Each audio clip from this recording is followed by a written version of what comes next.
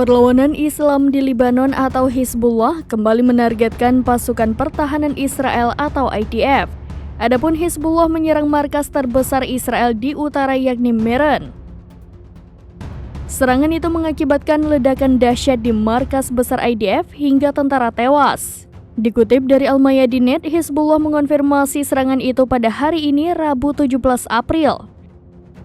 Dalam serangan itu, Hizbullah menggunakan senjata roket dan artileri. Hizbullah sengaja menargetkan markas besar IDF di bagian utara lantaran menjadi tempat yang strategis milik Israel. Ternyata serangan itu terus berlanjut hingga Hizbullah menargetkan markas IDF yang lain dan barak Israel.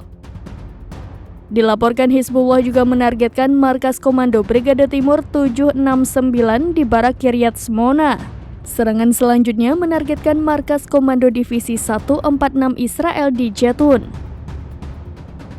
Kedua markas itu diserang menggunakan roket Katyusha. Media Israel mengonfirmasi bahwa sirene peringatan meraung-raung. Pasalnya, Israel menyebut lebih dari 20 roket diluncurkan dari Lebanon. Akibat serangan itu, sejumlah tentara Israel tewas dan terluka. Hizbullah menegaskan serangan tersebut sebagai bentuk dukungan terhadap rakyat Palestina di Gaza.